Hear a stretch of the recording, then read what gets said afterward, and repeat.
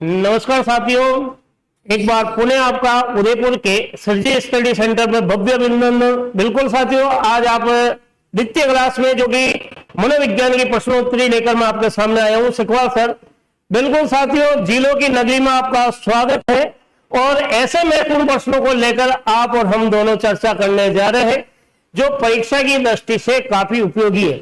जितने भी मेरे विद्यार्थी हैं जो रिट अथवा तृतीय श्रेणी शिक्षक भर्ती परीक्षा की, यदि मैं बात करूं सेकंड ग्रेड या फर्स्ट ग्रेड, यानी शिक्षक भर्ती परीक्षा की जो भी तैयारी करने वाला जो मेरा प्रतियोगी है या जो मेरा विद्यार्थी है, उसके लिए महत्वपूर्ण प्रश्नोत्तर लेकर आया हूं। बिल्कुल आज आप और हम दोनों मिलकर चर्चा करेंगे आखिर इन महत्वपूर्ण प्रश्नों की मैं क्यों चर्चा कर रहा हूं, इसके पीछे क्या उद्देश्य है। इसका मुख्य उद्देश्य है कि कम से कम अब तक आपने जो तैयारी की है वो कैसी तैयारी रही आपकी, और आगे इस तैयारी का आप स्वयं आकलन कर पाओगे। तो बिल्कुल इसी को मद्देनजर रखकर साथियों, जिलों की नगरी उदयपुर के स्टडी सेंटर पर, जो कि अगर देखा जाए सर्जी स्टडी सेंटर, जो एक ऐसा ऑनलाइन प्लेटफॉर्म है साथियों आपका, जहां पर मनोविज्ञान की निरंतर प्रश्नोत्तरी चलायमान है। तो मेरे साथ जुड़िएगा, देखिएगा। प्रश्नोत्तरी भाग 2 में बात कर रहा हूं, मनोविज्ञान की प्रश्नोत्तरी भाग 2 में किस तरह के मैं महत्वपूर्ण प्रश्न आपके सामने लेकर उपस्थित हुआ हूं, बिल्कुल हम उस पर चर्चा करने जा रहे। तो मोबाइल की स्क्रीन पर देखिएगा, पहला क्वेश्चन आपके सामने जो आपकी मोबाइल की स्क्रीन के ऊपर अंकित है, देखिएगा। क्वेश्चन नंबर फर्स्ट क्या कह रहा है कि बाल विकास, क्वेश्चन नंबर फर्स्ट क्या कह रहा है, बाल विकास की दृष्टि से निम्न में से कौन सी युक्ति महत्वपूर्ण है। ध्यान से सुनिएगा, समझिएगा और उत्तर तक पहुंचिएगा। बाल विकास की दृष्टि से निम्नलिखित में से कौन सी युक्ति सबसे महत्वपूर्ण मानी जाती है। नंबर 1, क्या भोजन एवं पोषण। बिल्कुल साथियों, बाल विकास तो कौन सी युक्ति महत्वपूर्ण है, बिल्कुल भोजन और पोषण, ये बाल विकास से संबंधित है, ये महत्वपूर्ण है। लेकिन सबसे ज्यादा महत्वपूर्ण कौन सी है उस पर आपको जाना है। तो भोजन और पोषण भी होगी, प्रेम एवं देखभाल भी होगा, क्योंकि आपने देखा होगा कि छोटे बच्चों को प्रेम से और अच्छी तरह से देखभाल करके उसे सिखाया जाता है, तो इसका संबंध भी है। फिर है वंशानुक्रम और शिक्षा। बिल्कुल बाल विकास की दृष्टि से वंशानुक्रम भी उपयोगी है। कहते हैं ना, जैसे माता पिता वैसे संतान क्या कहलाता है, वंशानुक्रम को अनुवांशिकता भी कहते हैं साथी, और उसके शिक्षा से संबंधित है। लेकिन सबसे महत्वपूर्ण यदि बात करें तो चौथा ऑप्शन जो आता है आपके, वंशानुक्रम और वातावरण। आपने देखा होगा, जैसे माता पिता वैसी संतान वंशानुक्रम है, और बालक जिस परिवेश में रहता है, वातावरण को क्या कहा गया, परिवेश भी कहा गया। बालक जिस परिवेश में रहता है और उस परिवेश का प्रभाव भी उस बालक पर अवश्य पड़ता है। इसका मतलब बाल विकास की दृष्टि से सर्वाधिक महत्वपूर्ण जो युक्ति है वो कौन सी है साथियों, डी ऑप्शन बिल्कुल सही माना जाएगा। तो यहां आंसर जो आपका होगा दे बिल्कुल सही है। ये महत्वपूर्ण तो है लेकिन ज्यादा नहीं है, ये भी है, ये उतनी महत्वपूर्ण नहीं है और ये भी उतनी महत्वपूर्ण नहीं। जो सर्वाधिक महत्वपूर्ण जो युक्ति बताई गई, ये वंशानुक्रम और वातावरण को बताया गया। बिल्कुल ये क्वेश्चन बहुत ही महत्वपूर्ण है, पिछली शिक्षक भर्ती परीक्षाओं में इस क्वेश्चन को पूछा भी गया है। तो बिल्कुल आपको ये फंडामेंटल क्लियर हो गया होगा कि बाल विकास को सर्वाधिक जो युक्तियां प्रभावित करती है या जो तथ्य प्रभावित करता है, उसमें एक नाम क्या था, वंशानुक्रम। इस वंशानुक्रम का संबंध जैविक कारक से है। किससे है साथियों, जैविक कारक से है। और वातावरण का संबंध सामाजिक कारक से है। किससे है, सामाजिक कारक से। बिल्कुल यहां पर तो क्वेश्चन नंबर 1 बिल्कुल क्लियर हो गया होगा। अगले क्वेश्चन पर चलिएगा मेरे साथ, क्वेश्चन नंबर 2 क्या कह रहा है। क्वेश्चन नंबर 2 बात आ रही है प्रकार्यवाद की घोषणा की थी, अर्थात प्रकार्यवादी संप्रदाय से संबंधित यही क्वेश्चन है कि परकार्यवाद की घोषणा किसने की थी? क्या वो घोषणा करने वाला वुडवर्थ है, या वो घोषणा करने वाला प्रोफेसर रायबर्न है, क्या वो घोषणा करने वाला करो करो है, या घोषणा करने वाला जॉन डीवी है? 4 ऑप्शन है आपके सामने, उत्तर तक पहुंचिएगा। यदि आप ये मानते हो कि परकार्यवाद की घोषणा वुडवर्थ ने की, तो यह आंसर बिल्कुल ही गलत होगा। क्यों? कि जो वुडवर्थ था वो परकार्यवाद से संबंधित नहीं है। वुडवर्थ जो है वो व्यवहारवादी संप्रदाय से संबंधित है। इसका मतलब इसका संबंध किससे है? व्यवहारवादी संप्रदाय से। तो ये आंसर आपका होगा नहीं। और प्रोफेसर रायबर्न है, इसका जो संबंध है ये व्यवहारवाद में भी था, और ये व्यक्ति जो प्रोफेसर रायबर्न है ये समग्रवाद में भी रहा है। तो इसका संबंध भी किससे है? व्यवहार से भी है, व्यवहारवादियों से, और कई जगह इसको समग्रवाद से भी इसको संबंधित माना गया। क्रो वे क्रो है, जो कि 20वीं शताब्दी को शिशु शताब्दी कहता है। 20वीं शताब्दी को क्या कहता है? शिशु शताब्दी कहता है, या बालकों की शताब्दी कहता है। तो निश्चित ये मानेगा 20वीं शताब्दी में मनोविज्ञान व्यवहार में आ गया था। तो इसका संबंध भी किससे है? व्यवहार से है। इससे यह पता चलता है कि परकार्यवाद की घोषणा करने का जो श्रेय दिया गया वो किसको दिया गया? जॉन डीवी को दिया गया। अब आप सोचिएगा कि जॉन डीवी वो व्यक्ति है जिसने परकार्यवाद की घोषणा की थी, और ये घोषणा जॉन डीवी एक दार्शनिक और एक शिक्षा शास्त्री भी रहा है। और इस जॉन डीवी ने इस परकार्यवाद की घोषणा, परकार्यवाद की जो घोषणा की थी, बिल्कुल ये जो घोषणा की और जिस पुस्तक में की थी, उस पुस्तक की यदि मैं बात करूं तो उस पुस्तक का नाम है text book of psychology. Text book of psychology, इस पुस्तक में इसने परकार्यवाद की घोषणा की। तो टेक्स्ट बुक ऑफ साइकोलॉजी नामक पुस्तक में परकार्यवाद की घोषणा किसने की थी साथियों? जॉन डीवी ने की थी। बिल्कुल आपके आंसर समझ में आ गया होगा। आखिर परकार्यवादी संप्रदाय है, मुख्य प्रवर्तक जो था वो तो आपके विलियम जेम्स को माना जाता है, और समर्थकों में यदि बात करें तो जॉन डीवी वगैरह भी इसके क्या थे? समर्थक थे। तो ये सारे का सारा परकार्यवाद की घोषणा करने का श्रेय जो दिया गया वो दिया गया जॉन डीवी को, जिसने अपनी पुस्तक में इसकी घोषणा की थी। अगले क्वेश्चन पर चलिएगा मेरे साथ। क्वेश्चन नंबर 3 बिल्कुल बहुत ही महत्वपूर्ण क्वेश्चन है, एग्जाम की दृष्टि से भी काफी इंपॉर्टेंट है। पिछली कई भर्ती परीक्षाओं में यह क्वेश्चन पूछा भी गया है। तो देखिएगा इस क्वेश्चन को क्या कहता है। ये क्वेश्चन नंबर 3, शिक्षा व्यवहार में परिवर्तन की प्रक्रिया है, उक्त कथन किसने दिया?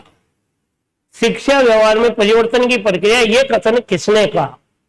क्या यह कथन महात्मा गांधी का है? क्या यह कथन अरस्तु का है, जिसे एरिस्टोटल भी कहते हैं? क्या यह कथन ब्राउन का है, या यह कथन विवेकानंद का है? 4 ऑप्शन है साथियों आपके सामने। काफी महत्वपूर्ण क्वेश्चन है। तो समझिएगा कि शिक्षा व्यवहार में परिवर्तन की प्रक्रिया, इस कथन को किसने कहा? यदि महात्मा गांधी की यदि अपन बात करें तो इस कथन को महात्मा गांधी ने नहीं कहा। अब आप सोच रहे हैं तो फिर महात्मा गांधी ने कौन सा कथन कहा? तो महात्मा गांधी तो यह कहता है कि शिक्षा का अर्थ क्या है? महात्मा गांधी कहता है शिक्षा से तात्पर्य मन शरीर वे आत्मा के सर्वांगीण विकास से। सर्वांगीण विकास से, ये कौन कह रहा है? महात्मा गांधी कह रहा है कि मन शरीर और आत्मा का सर्वांगीण विकास ही क्या है? शिक्षा है। तो इस दृष्टि से महात्मा गांधी आंसर क्या हो गया? गलत हो गया। फिर बात आती है अरस्तु। तो अरस्तु ने क्या कहा कि स्वस्थ शरीर में स्वस्थ मस्तिष्क का निर्माण करना ही शिक्षा है। क्या कहता है अरस्तु? स्वस्थ शरीर में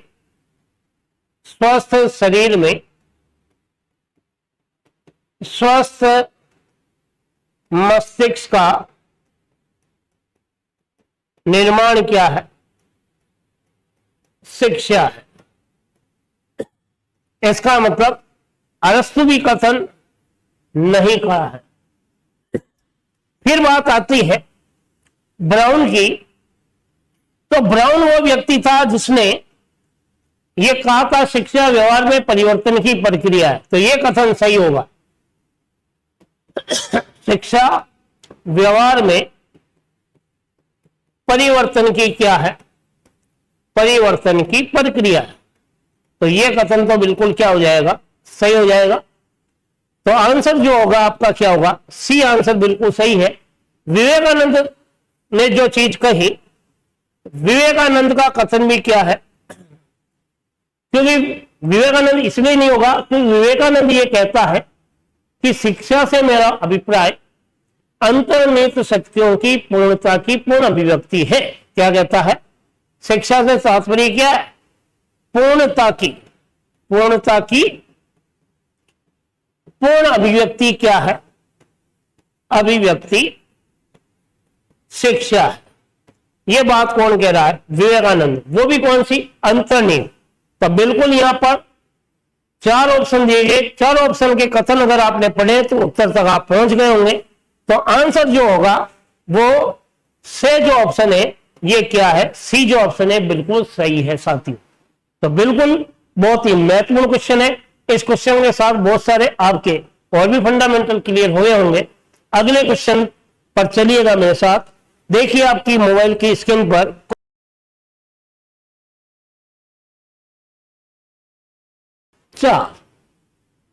क्या कहता है क्वेश्चन नंबर 4। चीज को समझिएगा, ध्यान से सुनिएगा और उत्तर तक पहुंचने का प्रयास कीजिएगा। क्वेश्चन नंबर 4 क्या कहता है? एक शब्द आया यहां पर अंतर्दर्शन। क्या शब्द आया साथियों? अंतर्दर्शन शब्द आया। अंतर्दर्शन पर आश्रित मनोविज्ञान का परिवर्तन किया था। यानी कि अंतर्दर्शन को आधार मानकर मनोविज्ञान के बारे में बताने वाला व्यक्ति कौन था जिसने अंतर्दर्शन को क्या माना? आधार माना। क्या वो व्यक्ति वुडवर्थ है, या वो व्यक्ति मैकेंजी है, क्या वो व्यक्ति विलियम जेम्स है, क्या वो व्यक्ति टिचनर है? ये 4 ऑप्शन है। तो अंतर्दर्शन की यदि बात करें तो वुडवर्थ तो होगा नहीं, क्योंकि यह प्रश्नावली विधि के बारे में बताता है। किसके बारे में बताता है? प्रश्नावली विधि, जिसमें अंतर्दर्शन या आत्मनिष्ठता का कोई योगदान नहीं है। और मैकेंजी जो है यह भी नहीं होगा। क्यों नहीं होगा? क्योंकि मैकेंजी ने केवल शिक्षा को परिभाषित किया कि शिक्षा निरंतर चलने वाली प्रक्रिया है। क्या है? शिक्षा सतत प्रक्रिया। शिक्षा क्या है? सतत प्रक्रिया है। विलियम जेम्स आंसर भी नहीं होगा। क्यों नहीं होगा? क्योंकि विलियम जेम्स जो व्यक्ति है यह केवल प्रकार्यवाद को बताता है, प्रकार्यवाद की व्याख्या करता है। तो अंतर्दर्शन को बताने वाला जो व्यक्ति है वो कौन सा हो गया साथियों? बिल्कुल उत्तर आपके सामने है। टिचनर ने क्या किया? यह विलियम वुंड का शिष्य था। टिचनर किसका शिष्य था? टिचनर विलियम वुंड का क्या है? वुंड का शिष्य। विलियम वुंड का क्या है साथियों? शिष्य है। इस टिचनर ने अंतर्दर्शन के आधार पर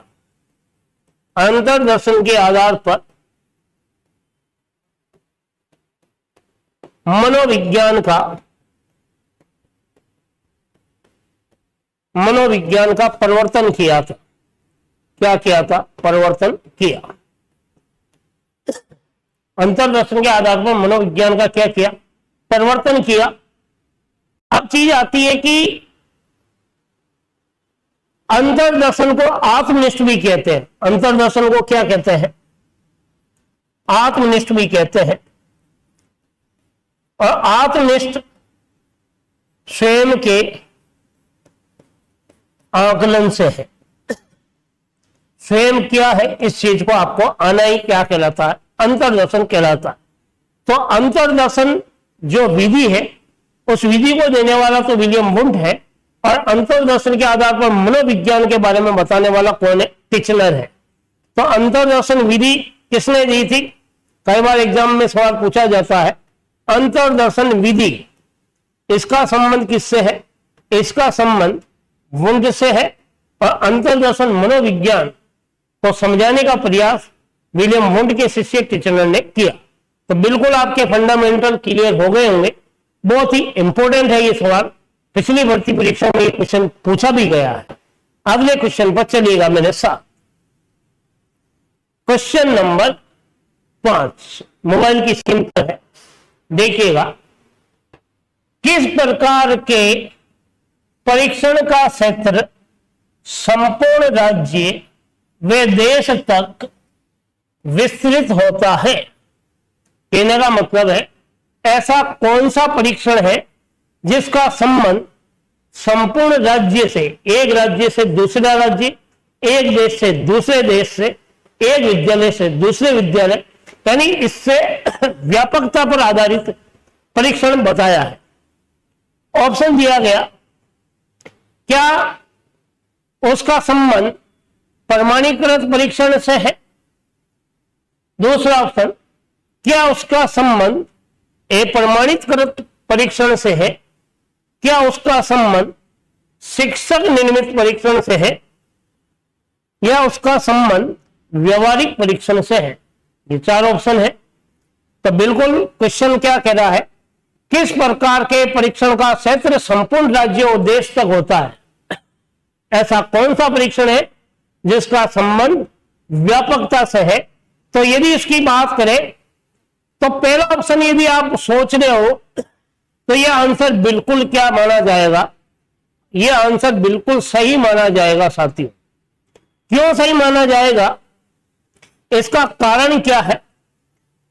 आपने देखा होगा उपलब्धि परीक्षण 2 प्रकार के होते हैं। यह चीज को समझना, यह उपलब्धि परीक्षण से सवाल पूछा गया। उपलब्धि परीक्षण के प्रकार कितने? 2। एक तो हो गया आपका परमापीकृत, एक क्या हो गया? परमापीकृत परीक्षण। और दूसरा क्या हो गया? अपरमापीकृत परीक्षण। और यही से आपको पता पड़ जाएगा कि कौन सा आंसर वो है तो क्यों है। उपलब्धि परीक्षण 2 प्रकार के हैं, एक तो परमापीकृत और एक अपरमापीकृत परीक्षण। इस अपरमापीकृत परीक्षण को शिक्षक निर्मित परीक्षण भी कहते हैं।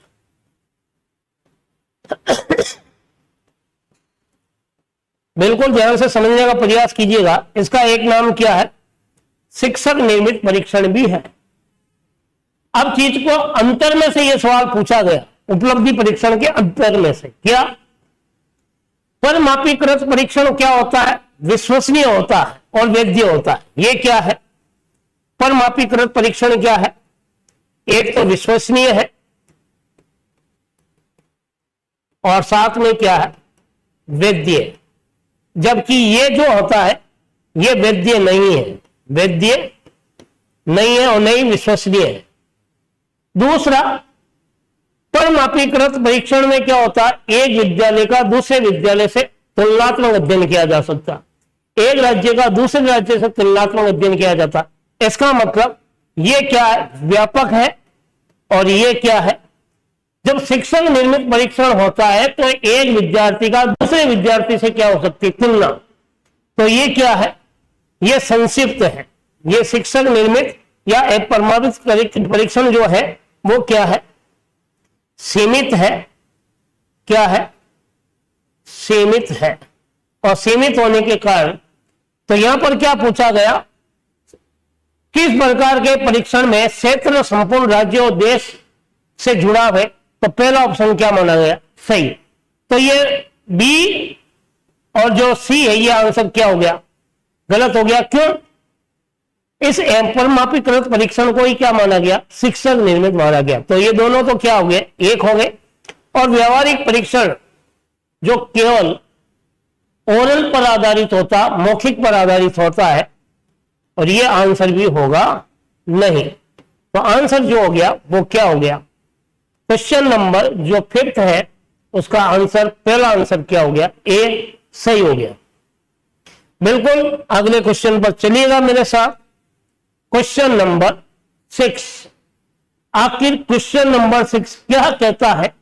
बिल्कुल साथियों, ये बहुत ही इंपॉर्टेंट क्वेश्चन है, और ये क्वेश्चन देखते आपको पता पड़ रहा होगा, यदि आपने इंटेलिजेंसी को सही पढ़ा है, अर्थात बुद्धि को यदि आपने सही पढ़ा है, तो इस उत्तर को आप दे सकते हो। क्या कहता है ये प्रश्न, एक बार प्रश्न को ध्यान से पढ़िएगा। बुद्धि पहचानने व सीखने की शक्ति है, ये कथन किसने दिया था, या इस कथन के प्रतिपादक कौन है। कहने का मतलब बुद्धि क्या है, पहचानने की शक्ति है और सीखने की योग्यता है।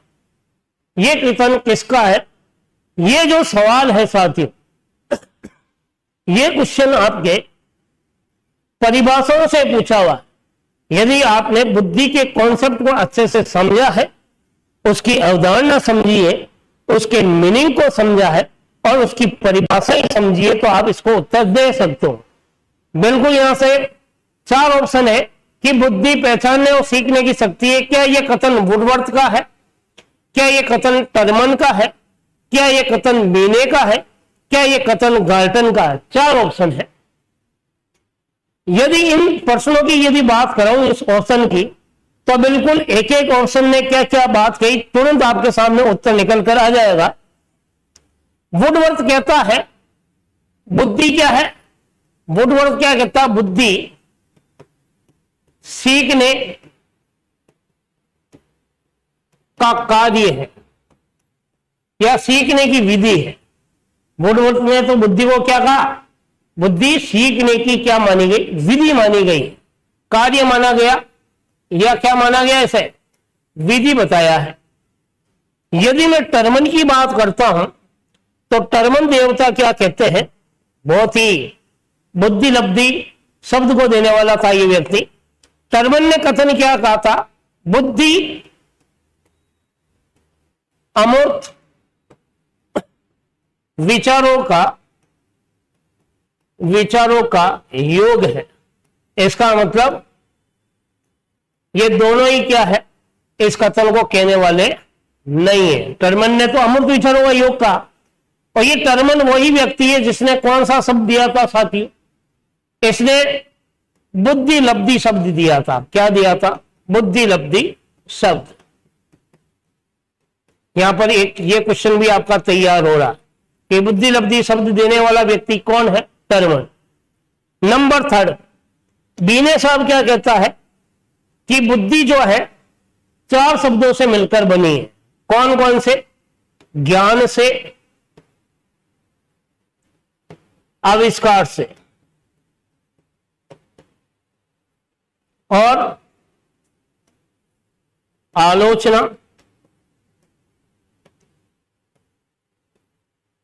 यानी कि बुद्धि जो है ज्ञान, आविष्कार, आलोचना, या फिर मैं ये कहूं कि बुद्धि में जो है इन तत्वों का क्या माना गया, योगदान माना गया। ज्ञान, बुद्धि है तभी तो क्या है, हमें ज्ञान की प्राप्ति होती है। बुद्धि से हम आविष्कार करते हैं, बुद्धि से हम आलोचना, और बुद्धि से हम निष्कर्ष भी निकाल सकते हैं। तो कहने का मतलब है बुद्धि इन तत्वों का योगदान है, तो इसका मतलब ये कथन भी नहीं होगा। तो आंसर आपके सामने है, बुद्धि पहचानने और सीखने की शक्ति। कहने वाला व्यक्ति कौन था, गाल्टन था। साथियों गाल्टन। तो यह डी आंसर क्या हो गया, सही हो गया। क्योंकि बी ने तो केवल ज्ञान कहता, आविष्कार कहता, आलोचना कहता है, कई बार वो निर्देशन की बात भी कर देता है। किसकी बात करता है, निर्देशन।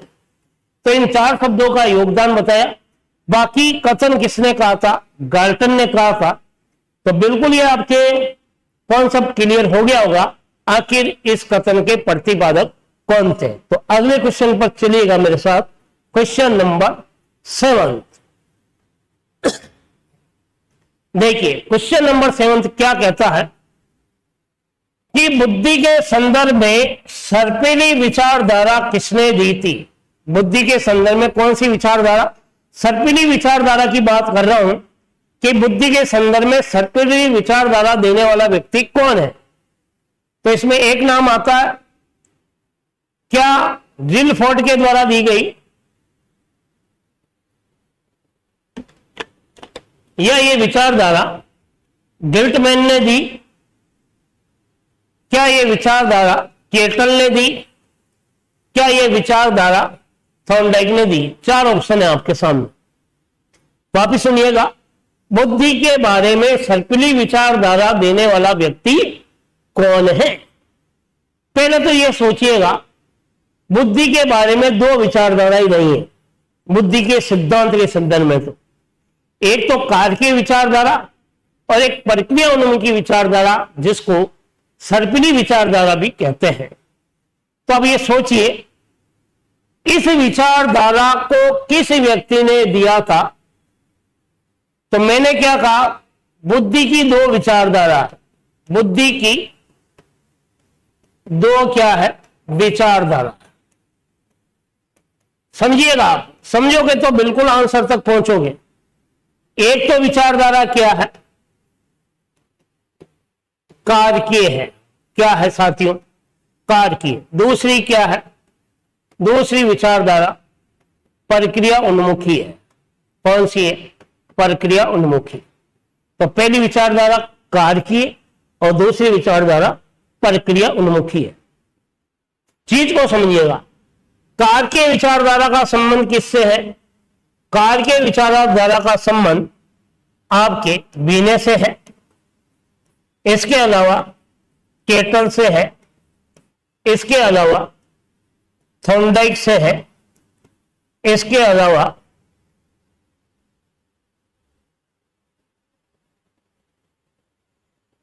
थॉमसन से है, इसके अलावा हेब से है, इसके अलावा गिलफोर्ड से है।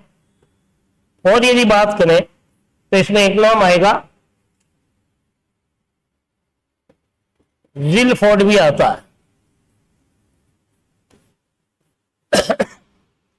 अब चीज आती है, ये सारे कार्य के विचारधारा है। इसका मतलब ये केटल होगा नहीं, थॉर्नडाइक होगा नहीं, और जिलफोर्ड या गिलफोर्ड भी होगा नहीं। प्रक्रिया उन्मुखी विचारधारा में कौन आता है, तो इसके अंदर आने वाले यदि बात कर रहा हूं प्रक्रिया उन्मुखी विचारधारा, तो प्रक्रिया उन्मुखी विचारधारा में एक तो नाम क्या आ गया, गिल्टमैन का आ गया। किसका आ गया, गिल्टमैन का आ गया।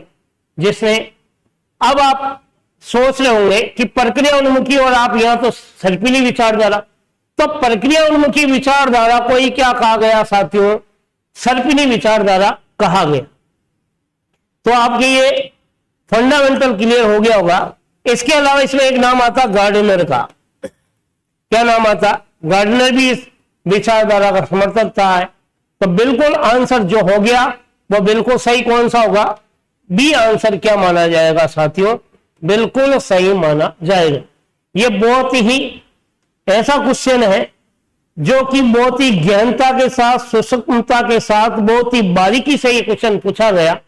क्योंकि अब तक जो क्वेश्चन पूछे गए एग्जाम में, बुद्धि सिद्धांत से पूछे गए, सूत्र से पूछे गए, इसके अलावा बुद्धि के इतिहास से पूछे गए, लेकिन ये कम से कम विचारधारा पर आधारित ये सवाल पूछा गया है। तो बिल्कुल सातवें क्वेश्चन के साथ ही इस सातवें क्वेश्चन के सारे ही फंडामेंटल आपके क्लियर हो गए होंगे। तो अगले क्वेश्चन पर मेरे साथ चलिएगा साथियों, क्वेश्चन नंबर 8। ध्यान से समझिए, उसके बाद उत्तर तक पहुंचे। क्वेश्चन नंबर 8, शब्द है इमोशनल और साथ में क्या है, इंटेलिजेंसी। इनका संबंध किससे है? कहने का मतलब इमोशनल यानी संवेग और इंटेलिजेंस यानी बुद्धि। तो यहां एक शब्द पूछा गया, संवेगात्मक बुद्धि शब्द। क्या पूछा जा रहा है? संवेगात्मक बुद्धि। क्लियर? यहां अब ये संवेगात्मक जो बुद्धि है साथियों, इसका संबंध किससे है? क्या इसका संबंध बंकीगम से है, या फिर इसका संबंध डियरबोन से है? क्या इसका संबंध थ्रस्टन से है? क्या इसका संबंध गोल्डमैन से? तो बिल्कुल उत्तर तक अगर आपने कहीं पढ़ा है, यह फर्स्ट ग्रेड में भी सवाल पूछा गया है, इसके अलावा सेकंड ग्रेड में भी यह सवाल पूछा गया, संभवतः आगामी शिक्षक भर्ती में भी इस तरह के सवाल पूछ लिए जा सकते हैं। तो आप उत्तर तक पहुंचने का प्रयास कीजिएगा। बात मैं कर रहा हूं, एक एक ऑप्शन पर चर्चा कर रहा हूं कि इमोशनल इंटेलिजेंस का संबंध बंकीगम से नहीं होगा। क्यों? क्योंकि बंकीगम ने बुद्धि को सीखने की योग्यता बताया। बंकीगम ने क्या कहा? बुद्धि क्या है? बुद्धि सीखने की योग्यता है। यह बात किसने कही? बंकीगम ने। तो यह आंसर होगा नहीं। डियरबोन भी आंसर नहीं होगा। क्यों? क्योंकि डियरबोन ने भी संवेगात्मक बुद्धि को लेकर कोई बात नहीं की। इसने केवल यह कहा बुद्धि सीखने वे अनुभव से लाभ उठाने की योग्यता है। सीखने और अनुभव से लाभ उठाने की योग्यता है। यह बात किसने कही? डियरबोन ने कही। फिर आपके आता थ्रस्टन।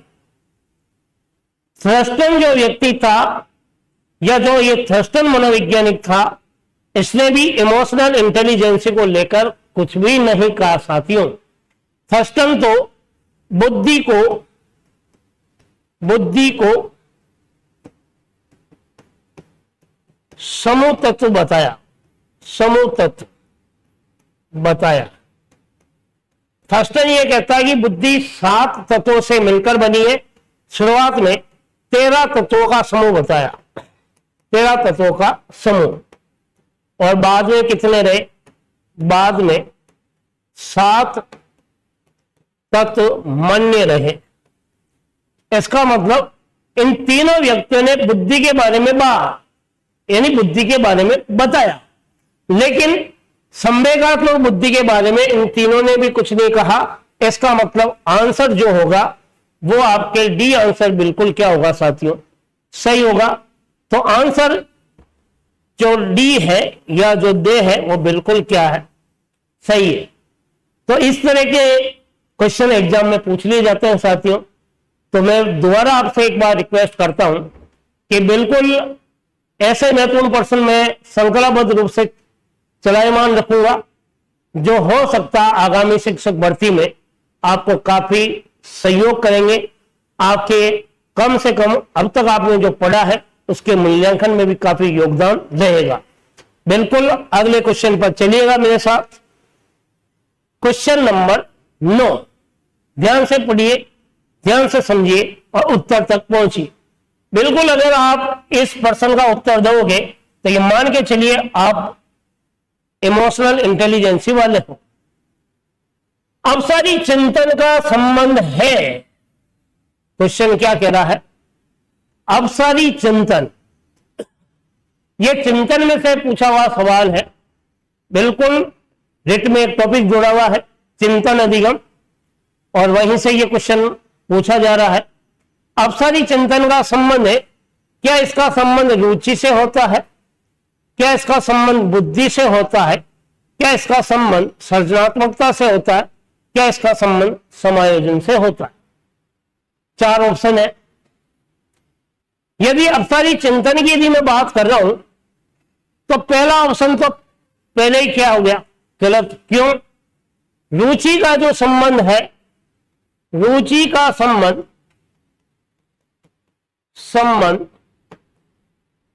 अंतर से, अंतर करने की योग्यता से। रुचि का संबंध किससे है? अंतर करने की योग्यता से। और बुद्धि का संबंध, यह आंसर भी क्या हो गया, गलत हो गया। क्यों? बुद्धि का संबंध, बुद्धि का संबंध मानसिक योग्यता से, मानसिक योग्यता से। तो यह आंसर भी क्या हो गया, गलत हो गया। क्वेश्चन नंबर 3, यह आंसर बिल्कुल सही है। कारण क्या है? सृजनात्मकता का संबंध सदैव अपसारी चिंतन से रहता है। किससे रहता है? अपसारी चिंतन से रहता है। और समायोजन का संबंध समन्वय की योग्यता से रहता है, समन्वय की योग्यता से रहता है। तो बिल्कुल आपको फंडामेंटल क्लियर हो गए होंगे। आंसर जो होगा वो क्या होगा, से जो आंसर है या सी जो आंसर है वो बिल्कुल सही है। बाकी रुचि, बुद्धि और समायोजन, ये आंसर क्या हो गए, गलत हो गए। अब ये चिंतन अधिगम से पूछा हुआ सवाल है। कई बार एग्जाम में ऐसे भी पूछ लिया जाता है, अब सारी चिंतन नहीं पूछकर कई बार पूछ लिया जाता अभी सारी चिंतन। पिछली भर्ती परीक्षा में यह सवाल पूछा हुआ, अभी सारी चिंतन का संबंध है। अब तक तो पहले क्या पूछा गया, अब सारी पूछा गया। अब क्या पूछ रहा हूं मैं आपसे, अभी सारी चिंतन का संबंध किससे है? तो इसका संबंध केवल जो होता है साथियों, बुद्धि से होता है। तो चिंतन अधिगम से सवाल पूछा हुआ है। चिंतन में 4 प्रकार के चिंतनों का उल्लेख है। कौन कौन से 4 प्रकार के चिंतन होते हैं आपने देखा होगा। एक तो सामान्य चिंतन होता है। एक यदि देखा जाए तो सामान्य चिंतन को प्रत्येक चिंतन भी कहते हैं।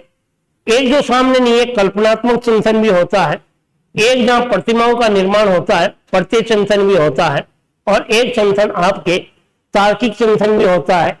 तो कुल मिलाकर चिंतन अधिगम की प्रक्रियाओं से इस तरह के क्वेश्चन एग्जाम में पूछे जा सकते हैं। तो मेरे जितने भी साथी रीट भर्ती वाले, बिल्कुल डीपली सवाल पूछा गया है यहां से। तो अगले क्वेश्चन पर मेरे साथ चलिएगा। क्वेश्चन नंबर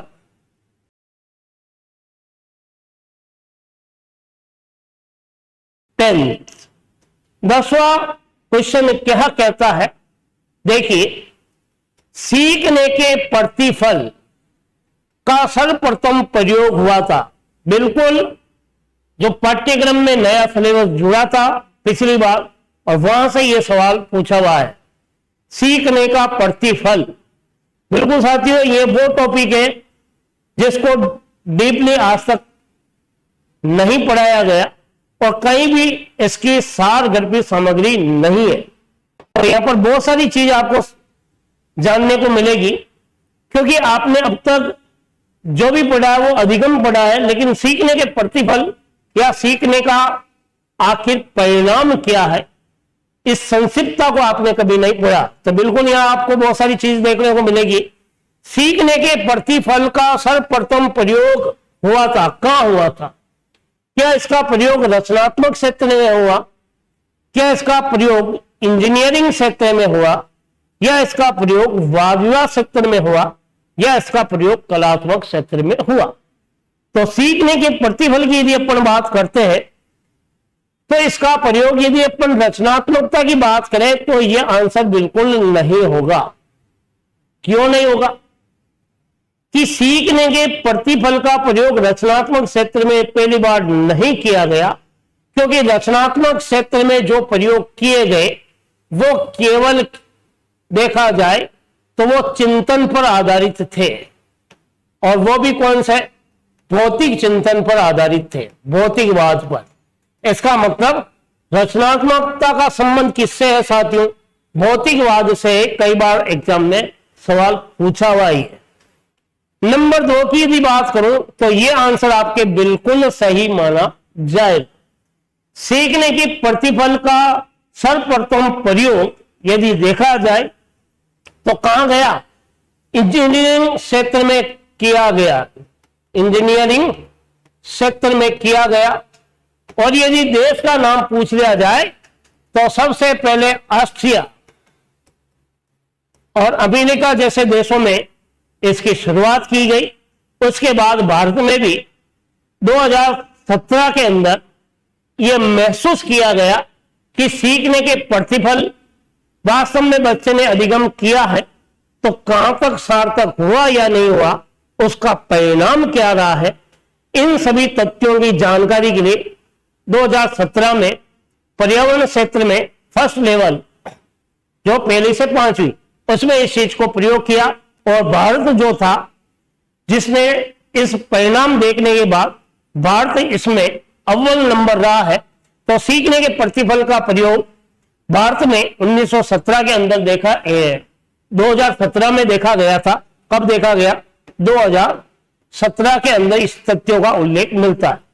अब चीज आती है, हालांकि सीखने के प्रतिफल का उल्लेख भारत में काफी समय से पहले हो रहा था, लेकिन जो लोकप्रियता हासिल करने का समय था वो ये सन रहा है। इसके बाद फिर यदि अपन बात करते हैं वाद विवाद को लेकर, तो वाद विवाद क्षेत्र में तीसरा ऑप्शन, वाद विवाद का संबंध केवल क्या है? दलीय प्रणाली से है। किससे है साथियों? दलीय प्रणाली से है। इसका मतलब दलीय क्षेत्र में इसका प्रयोग कभी किया ही नहीं गया था, तो यह होगा नहीं। और यदि अपन कलात्मक बात मानते हैं तो यह आंसर भी नहीं होगा, क्योंकि कलात्मक क्षेत्र में केवल नाट्य विधा का या मैं यह कहूं कहानी विधा का या फिर कविता का उल्लेख हुआ है। इन विधाओं का उल्लेख कलात्मक क्षेत्र में होता है। तो बिल्कुल आपको यह पता पड़ गया होगा सीखने के प्रतिफल का सर्वप्रथम प्रयोग इंजीनियरिंग क्षेत्र में। तो बे आंसर जो है या बी आंसर जो है वो बिल्कुल क्या माना जाएगा? सही माना जाएगा। तो बहुत ही महत्वपूर्ण क्वेश्चन है ये एग्जाम की दृष्टि से। तो अगले क्वेश्चन के साथ मेरे साथ जुड़िएगा। तो देखिए क्वेश्चन नंबर 11। तो 10 क्वेश्चनों की श्रृंखला अपन ने समाप्त कर दी। अब क्वेश्चन नंबर 11 जो उदयपुर के सिरजी सेंटर पर ऑनलाइन प्लेटफॉर्म पर आपको दिखाई दे रहा होगा, बात कर रहा हूं मैं चिंतन प्रक्रिया को लेकर। क्वेश्चन नंबर 11 क्या कह रहा है कि चिंतन प्रक्रिया का महत्वपूर्ण साधन अर्थात सोचने के लिए, चिंतन के लिए किस प्रमुख साधन को काम में लिया जाता है? क्या उस साधन का नाम भाषा है? क्या उस साधन का नाम शिक्षक है? क्या उस साधन का नाम छात्र है? क्या उपयुक्त सभी है? बिल्कुल ध्यान से समझिएगा। यदि आप अपनी बौद्धिक योग्यता का प्रयोग करते हो तो साथियों इसका आंसर आप दे सकते हो। ध्यान से समझिए और सुनिए कि चिंतन प्रक्रिया यानी कि जब आप सोचने समझने की शक्ति की यदि बात करते हो तो शिक्षक भी सोचता है, छात्र भी सोचता है, लेकिन हम साधन की बात कर रहे हैं और साधन का एक नाम अभिकरण भी है साथी। साधन को क्या कहते हैं? अभिकरण है। इसका मतलब शिक्षक और छात्र तो साधन है ही नहीं, ये तो क्या है? ये तो करता है, साध्य करता। तो ये दोनों नहीं होगा। जब ये दोनों नहीं होगा तो ये मान के चलिएगा सभी आंसर वाला भी क्या हो गया? गलत है। तो साधन जो होता है वो क्या है? भाषा। आप सोचते हो तो किस माध्यम से? किसी न किसी भाषा के माध्यम से आप अपने विचार के बारे में जो भी आप अवलोकन करते हो, जो आप याद रखते हो, जो भी आप स्मरण करते हो, जो भी भाव आप में आते हैं वो सारा का सारा किसी ना किसी भाषा से आते हैं। तो भाषा चिंतन प्रक्रिया का क्या है? चिंतन प्रक्रिया का महत्वपूर्ण अभिकरण है। बहुत ही इंपॉर्टेंट सवाल है, कई बार पूछा हुआ। तो यहां जो ए आंसर है ये बिल्कुल क्या है साथियों, सही माना जाएगा। तो अगले क्वेश्चन पर चलिएगा, क्वेश्चन नंबर 12। क्या कह रहा है क्वेश्चन नंबर 12? देखिए, समझिए और फिर उत्तर तक पहुंचिए। संवेदना को ज्ञान की प्रथम सीढ़ी बताया गया। क्वेश्चन बहुत ही महत्वपूर्ण है, रिट में पूछा भी है। संवेदना ज्ञान की प्रारंभिक सीढ़ी है या पहली सीढ़ी है, यह कथन किसने कहा? क्या यह कथन वुडवर्थ ने कहा या यह कथन पेस्टालोजी ने कहा, या फिर मैं ये बात मानूं क्या इस कथन को कहने वाला वाटसन है या इस कथन को कहने वाला विलियम जेम्स है? 4 ऑप्शन है, तो चारों पर आप विचार कीजिएगा, उत्तर क्या होगा? संवेदना यानी भाव, किसी के प्रति आपकी जो वेदना है, जो भाव है, ये आपके ज्ञान को बताता है कि आप ज्ञानी हो या नहीं हो। आप ऐसा तो नहीं निर्जीव हो, यदि आप में संवेदना नहीं है तो आप सजीव हो ही नहीं सकते। तो संवेदनाओं को ज्ञान की प्रारंभिक सीढ़ी कहने वाले की यदि बात करूं तो वुडवर्थ की अगर अपन बात करते हैं तो यह आंसर बिल्कुल गलत हो जाएगा। क्यों गलत हो जाएगा? क्योंकि वुडवर्थ ने संवेदना के बारे में कहा ही नहीं है। इसने तो केवल क्या कहा, इसने मनोविज्ञान के बारे में बात कही थी। किसके बारे में बात कही थी? मनोविज्ञान के बारे में बात कही, प्रश्नावली सूची के बारे में बात कही और व्यवहार के बारे में बात कही। तो इसका मतलब ज्ञान को लेकर इसने कोई तथ्यात्मक टिप्पणी दी नहीं, इसलिए आंसर नहीं होगा। पेस्टालोजी की यदि बात करें तो यह आंसर भी गलत है, क्योंकि पेस्टालोजी ने बाल विकास को लेकर कार्य किया था। किसको लेकर कार्य किया था? बाल विकास को। ऐसा कहा गया कि बाल विकास का सर्वप्रथम वैज्ञानिक विवरण पेस्टालोजी ने दिया था। कई जगह जॉन लॉक का भी उल्लेख मिलता है, लेकिन आंसर दोनों में से ऑप्शन दोनों, तो पेस्टालोजी पहला आंसर क्या माना जाएगा? सही माना जाएगा। तो बाल विकास को लेकर कार्य किया था। वाटसन जो था यह भी होगा नहीं, क्योंकि यह व्यवहार को लेकर बात करता है और व्यवहारवाद का जनक भी है। व्यवहारवाद का क्या है? जनक है। तो बिल्कुल आपके मोबाइल की स्क्रीन पर आपको दिखाई दे रहा होगा, आंसर क्या होगा साथियों? डी आंसर बिल्कुल सही है। विलियम जेम्स पहला व्यक्ति था जिसने संवेदना ज्ञान की प्रथम सीढ़ी है इस बात को कहा, और इसका उल्लेख विलियम जेम्स की पुस्तक प्रिंसिपल ऑफ साइकोलॉजी में भी मिलता है। प्रिंसिपल ऑफ साइकोलॉजी, तो ये विलियम जेम्स की पुस्तक है प्रिंसिपल ऑफ साइकोलॉजी, जो कि 1890 में काफी लोकप्रिय हुई है। और उसी दरमियान इसने इसी पुस्तक में इस चीज को कहा कि संवेदना जो होती है साथियों, ज्ञान की प्रारंभिक सीढ़ी होती है। तो बिल्कुल आपको आंसर मिल गया होगा कि आखिर इस प्रश्न का उत्तर क्या हो सकता है। बिल्कुल अगले क्वेश्चन पर चलिएगा, क्वेश्चन नंबर 3। क्वेश्चन नंबर 3 क्या कहता है कि क्वेश्चन नंबर 3 आपके मोबाइल की स्क्रीन पर है साथियों, देखिए, समझिए और उत्तर तक पहुंचिएगा।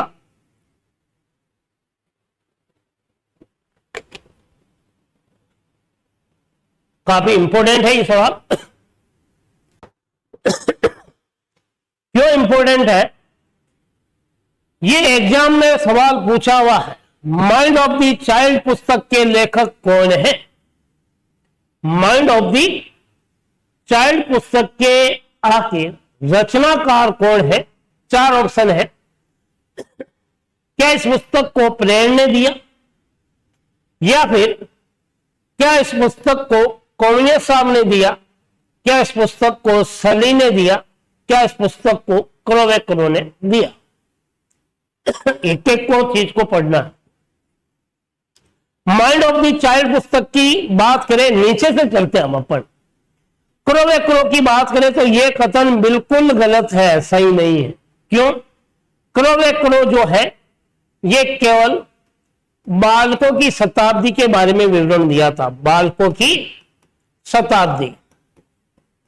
शताब्दी का विवरण। और सल्ली की यदि बात करें तो इसने केवल जो उल्लेख किया British association for child study, इसका मतलब इसने जो उल्लेख किया चाइल्ड स्टडी को लेकर किया था। क्या किया था? चाइल्ड स्टडी को लेकर। और कम्युनिस्ट जो था इसने 2 किताबें लिखी। एक तो लिखी स्कूल ऑफ इन्फेंसी। तो कम्युनिस्ट की प्रथम पुस्तक क्या थी? प्रथम पुस्तक थी स्कूल ऑफ इन्फेंसी। पहली पुस्तक क्या थी? School of infancy. और द्वितीय पुस्तक अरबिस पिक्टस नामक द्वितीय पुस्तक थी। बिल्कुल ध्यान से समझिएगा। तो स्कूल ऑफ इन्फेंसी ये तो पहली पुस्तक, और अरबिस पिक्टस जो थी ये क्या? द्वितीय पुस्तक। और ऐसा कहा जाता है ये 1628 में लिखी गई, और ऐसा भी कहा जाता है ये 1657 में लिखी गई। इन दोनों पुस्तकों के बाद हमारी शिक्षा प्रणाली में, यानी कि शिक्षा प्रणाली के अंदर पाठ्यक्रम क्या हुआ? पाठ्यक्रम चित्रात्मक हुआ। तो इसका मतलब कम्युनिस्ट भी आंसर नहीं होगा, सल्ली भी आंसर नहीं है, और क्रो भी नहीं है। तो आंसर जो होगा वो क्या होगा? प्लेयर नामक व्यक्ति ने माइंड ऑफ द चाइल्ड पुस्तक की रचना की थी। तो ए आंसर साथियों क्या है? बिल्कुल सही माना जाएगा। बहुत ही महत्वपूर्ण क्वेश्चन था, एग्जाम की दृष्टि से उपयोगी भी है, कई बार ये पूछा भी गया है साथियों। तो बिल्कुल बहुत सारे क्वेश्चन आपको तैयार हो रहे होंगे आपके एक ही प्रश्न के साथ साथ। क्वेश्चन नंबर 14, बिल्कुल आप गंतव्य स्थान की ओर जा रहे हो। क्या कहता है क्वेश्चन नंबर 14? चीज को समझिए और उत्तर तक पहुंचिए। व्यक्तिगत विभिन्नता का संबंध किससे है? आखिर व्यक्तिगत विभिन्नता को लेकर किस किस व्यक्ति ने कार्य किया? क्या वो रूसो है? क्या वो वुडवर्थ है? क्या वो वाटसन है? या वो गाल्टन है? 4 ऑप्शन आपके सामने है कि व्यक्तिगत विभिन्नता का संबंध किससे है। जब भी ये सवाल पूछा गया बिल्कुल एक लाइन में इसका उत्तर निकलता है कि व्यक्तिगत विभिन्नता की यदि मैं रूसो को लेकर बात करूं तो बिल्कुल साथियों यह आंसर हो ही नहीं सकता रूसो, क्योंकि रूसो ने केवल एमाइल पुस्तक लिखी और केवल अनुभवों को महत्व दिया, व्यक्तिगत विभिन्नता को लेकर कोई चर्चा नहीं की। और वुडवर्थ की बात करूं तो वुडवर्थ ने मनोविज्ञान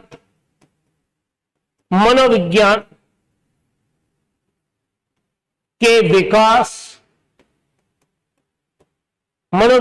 विकास के इतिहास क्रम को परिभाषित किया।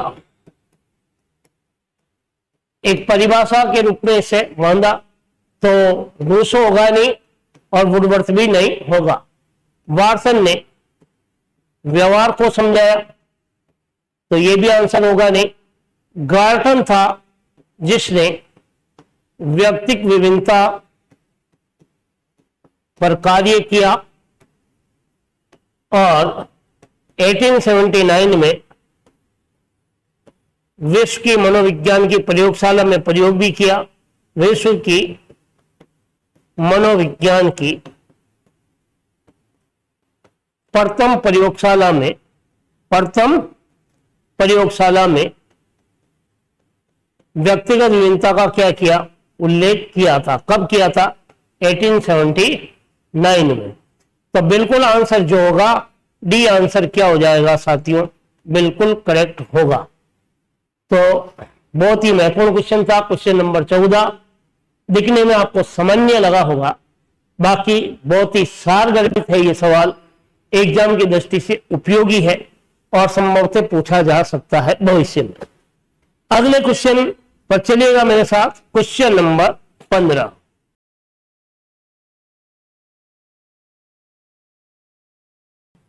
क्या कहता है, एक शब्द आया है सिजोफ्रेनिया, बहुत ही मार्मिक शब्द दिया हुआ है कि सिजोफ्रेनिया है क्या और इसका संबंध किससे है। क्या इसका संबंध झूठ बोलने से होता है, क्या इसका संबंध गलत मानसिक दृष्टिकोण से है, क्या इसका संबंध आत्मप्रेम से है या सहसा समझने से है। देखिएगा, चारों ऑप्शन के विवरण पर अगर आप दृष्टिपात करोगे कि कौन सा ऑप्शन या कौन सा विकल्प क्या कह रहा है, तो आप उत्तर तक पहुंच सकते हो। यह सीटेट में आया हुआ सवाल है, सिजोफ्रेनिया का संबंध है। यदि आप झूठ बोलने के बारे में सोचते हो तो यह आंसर बिल्कुल गलत हो जाएगा, क्योंकि झूठ बोलने का संबंध सिजोफ्रेनिया से नहीं होता साथियों, वो तो मिथोमेनिया से होता है। किससे होता है? मिथोमेनिया से होता है। तो यह आंसर होगा नहीं। यदि आप बी ऑप्शन पर जा रहे हो कि गलत मानसिक दृष्टिकोण होगा, तो यह आंसर भी क्या लगा दिया मैंने, रॉन्ग। क्यों? गलत मानसिक दृष्टिकोण को न्यूरोसिस कहते हैं साथियों। क्या कहते हैं? न्यूरोसिस कहते हैं ना, नेरो माइंड। तो गलत मानसिक दृष्टिकोण को क्या कहते हैं? न्यूरोसिस कहते हैं। और यदि आत्मप्रेम की बात करें तो आत्मप्रेम होगा नहीं, क्योंकि आत्मप्रेम को स्वयं मोह भी कहा जाता है, स्वयं मोह भी कहा गया। अब आपके सामने क्या बचा है?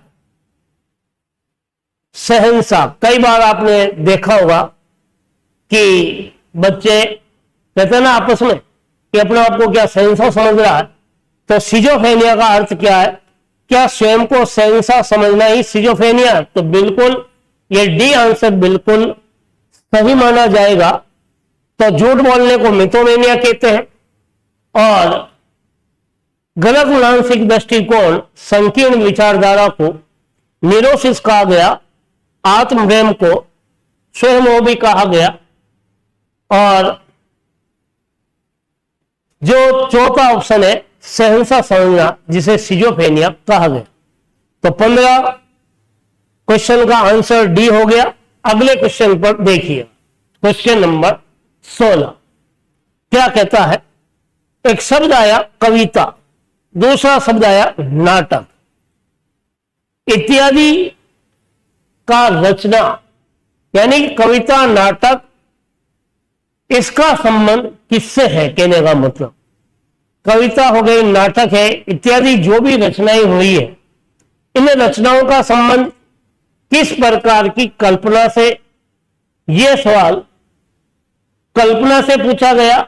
यदि साथियों आपने मैकडूगल की कल्पना का वर्गीकरण पढ़ा है तो आप इसके उत्तर तक पहुंच सकते हो। कैसे? क्या इसका संबंध उत्पादक कल्पना से? तो यह आंसर गलत है। क्या इसका संबंध रचनात्मक कल्पना से? यदि आप यह सोचते हो रचनात्मक, नवीन रचना, काव्य पाठ, तो यह आंसर भी क्या हो गया? गलत है। यदि उसका संबंध व्यवहारिक कल्पना का सोच रहे हो तो यह भी गलत है। तो बिल्कुल सही क्या माना जाएगा?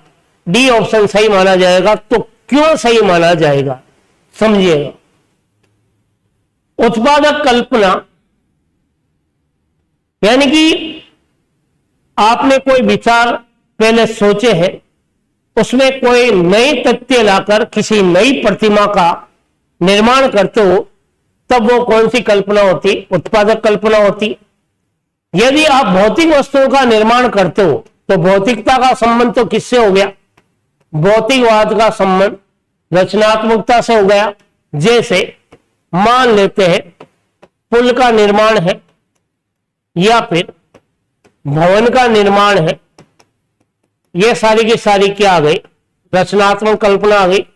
व्यवहारिक कल्पना होती नहीं है, तो सृजनात्मकता का संबंध काव्य रचना से हो गया। किससे हो गया? काव्य रचना से हो गया।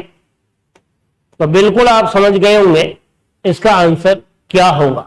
तो उत्पादक तो प्रतिमा हो गई एक तरह से, तो बिल्कुल आंसर जो होगा डी आंसर क्या हो गया?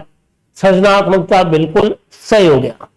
अगले क्वेश्चन पर चलिएगा मेरे साथ, कहीं जाने की जरूरत नहीं है, इत्मीनान के साथ पढ़िए, आनंद के साथ पढ़िए।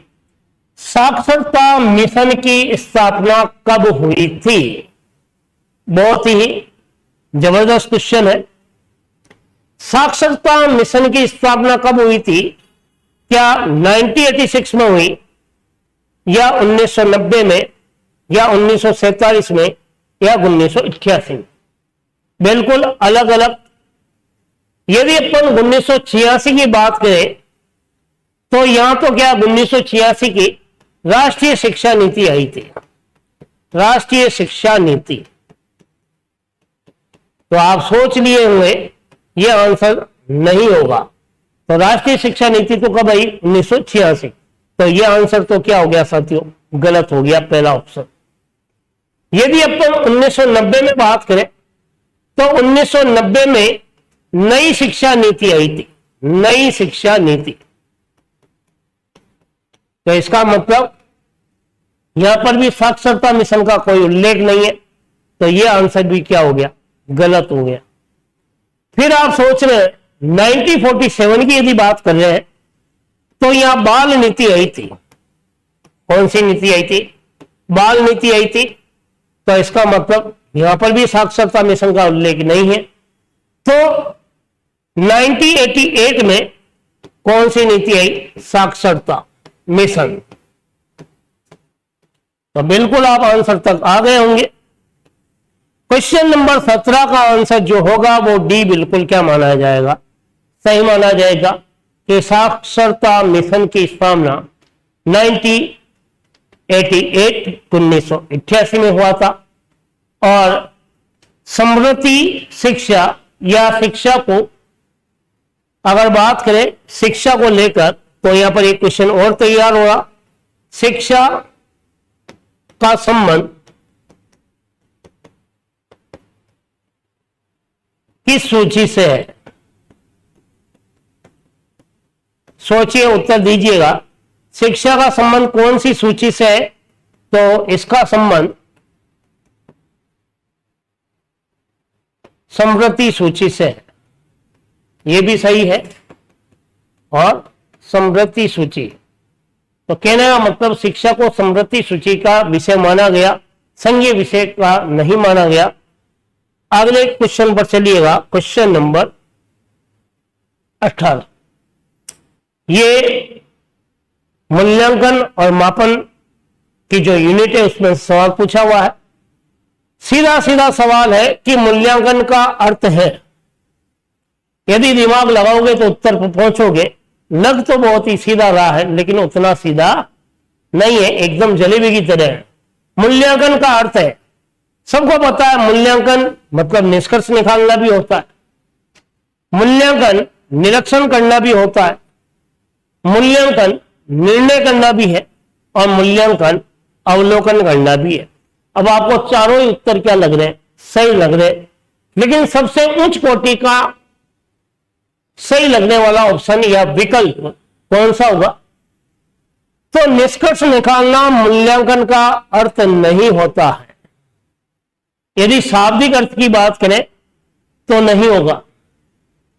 हो सकता है निष्कर्ष लास्ट में त्रुटिपूर्ण भी हो सकते हैं।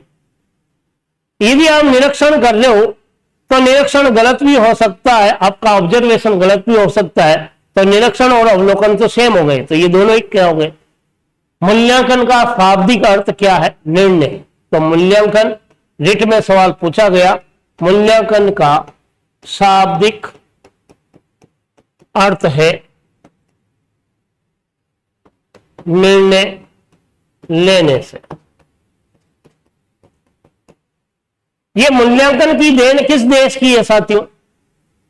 मूल्यांकन शब्द आया तो चर्चा कर ही लेता हूं कि मूल्यांकन किस देश की देन है? तो यहां पर प्रजातंत्रीय देश की देन मानी गई। प्रजातंत्रीय देश अमेरिका की देन है। किसकी देन है साथियों? अमेरिका की देन है। तो एक बात सोचिएगा, भारत में मूल्यांकन कब शुरू हुआ? भारत में 1954 से शुरू हुआ, ऐसा माना गया। तो बिल्कुल यहां पर 2-3 क्वेश्चन और तैयार हो गए होंगे आपके कि मूल्यांकन प्रजातंत्रीय देश अमेरिका की देन है और 1954 में भारत में इसकी शुरुआत हुई। मूल्यांकन का शाब्दिक अर्थ निर्णय लेना है। मूल्यांकन को लेकर बहुत सारे व्यक्तियों ने कथन कहे और उन कथनों को भी आपने कई बार सुना होगा। सबसे लोकप्रिय कथन मूल्यांकन को लेकर यदि बात करता हूं तो यदि बात करें तो डाइडिगर ने कहा, एक बालक ने किस सीमा तक किन उद्देश्यों को प्राप्त करता है या किया है, ये कौन बताता? मूल्यांकन बताता है। चलिएगा क्वेश्चन नंबर 19। ये सिद्धांतों से पूछा हुआ सवाल है और उसमें भी डीपली सूक्ष्मता के साथ, गहनता के साथ सवाल आया हुआ है। दिमाग पर जोर डालिएगा और उत्तर तक पहुंचिएगा। अधिगम का कौन सा सिद्धांत विस्मरण पर आधारित है? भूल पर आधारित है। अब आपने भूल शब्द बोलते ही आपको समझ में आ जाना चाहिए, क्या वो अधिगम की शर्तों का सिद्धांत है? क्या वो अभ्यास का सिद्धांत है? क्या वो क्षेत्रवादी सिद्धांत है या वो सूझ का सिद्धांत है? 4 ऑप्शन आपकी मोबाइल की स्क्रीन पर है कि अधिगम का कौन सा सिद्धांत जो है वो विस्मरण पर आधारित है। यदि अपन अधिगम की शर्तों का सिद्धांत है की बात करें तो यह आंसर होगा नहीं, क्योंकि ये किसने दिया था? जेने ने दिया था। केवल अष्ट सोपान की बताई थी, अष्ट सोपान की। यहां पर इसका कोई औचित्य नहीं है। यदि आप एक ऑप्शन ऊपर हो गया, दूसरा नीचे वाले ऑप्शन की बात करूं, सूझ मानते हो तो ये इनसाइट थ्योरी हो गया, इनसाइट थ्योरी हो गया। ये विस्मरण भूल की बात कर रहा है और इनसाइट थ्योरी चिंतन की बात करता है, चिंतन की बात। क्योंकि सूझ के सिद्धांत को इनसाइट थ्योरी का सिद्धांत भी कहा गया, यह भी होगा नहीं। यदि क्षेत्रवाद की बात करें हो तो परिवेश की बात है और इसका संबंध कुर्ट लेविन से है साथियों, यह भी होगा नहीं, क्योंकि क्षेत्रवादी सीखने में अभिप्रेरणा को महत्व देता है, अभिप्रेरणा और साथ में उद्देश्य को महत्व देता है। तब आपके सामने क्या बचा? अभ्यास। तो बिल्कुल भी आंसर क्या माना जाएगा? सही माना जाएगा। अभ्यास का सिद्धांत किसने दिया? थॉर्नडाइक साहब ने दिया। किसने दिया? थॉर्नडाइक। आप चीज को समझिएगा, अभ्यास के नियम को 2 भागों में बांटा गया। अभ्यास का नियम जो है इसके 2 प्रकार हैं। एक तो क्या? उपयोग और एक अनुप्रयोग। और ये उपयोग में से सवाल नहीं आया। उपयोग जो है ये कार्य की पुनरावृत्ति पर बल देता, कार्य की पुनरावृत्ति या पुनरावृत्ति। और अनुप्रयोग का ये आपके विस्मरण पर बल देता और यहीं से ये सवाल पूछा हुआ है। तो निश्चित आप समझ गए होंगे कि अधिगम का कौन सा सिद्धांत विस्मरण पर आधारित है। तो विस्मरण की यदि बात कर रहा हूं तो ये अभ्यास के अनुप्रयोग नियम से सवाल पूछा हुआ है। तो आंसर क्या होगा? अभ्यास का नियम बिल्कुल क्या होगा साथियों? ये बी ऑप्शन जो है ये आपके सही माना जाएगा। बाकी के ऑप्शन क्या हुए? गलत। आज के सेशन का लास्ट और अंतिम क्वेश्चन आपकी मोबाइल की स्क्रीन पर देखिए मेरे साथ।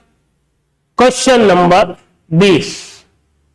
यह भी गहनता के साथ सवाल डीपली से पूछा हुआ है। एक शब्द आया आलोचना, दूसरा शब्द निंदा, इन दोनों का संबंध पूछा गया। आलोचना और निंदा का संबंध है, किससे है साथियों? क्या इसका संबंध समायोजन से होता है? क्या इसका संबंध बुद्धि से होता है? क्या इसका संबंध अभिप्रेरणा से है? क्या इसका संबंध अधिगम की प्रक्रिया से है? आलोचना और निंदा की यदि बात करें तो समायोजन में इन दोनों नकारात्मक तथ्यों का उल्लेख नहीं है, क्योंकि समायोजन का जो संबंध है वो अधिगम की प्रक्रिया से रहता है, क्योंकि समायोजन को अधिगम का आधार भी कहा गया और समायोजन एडजस्टमेंट को अधिगम की प्रक्रिया का महत्वपूर्ण स्तंभ भी कहा, तो यह आंसर होगा नहीं। यदि आप आलोचना और बुद्धि से जोड़ते हो, आलोचना और निंदा का संबंध यह भी नहीं होगा, क्योंकि बुद्धि मानसिक योग्यता का प्रतीक है।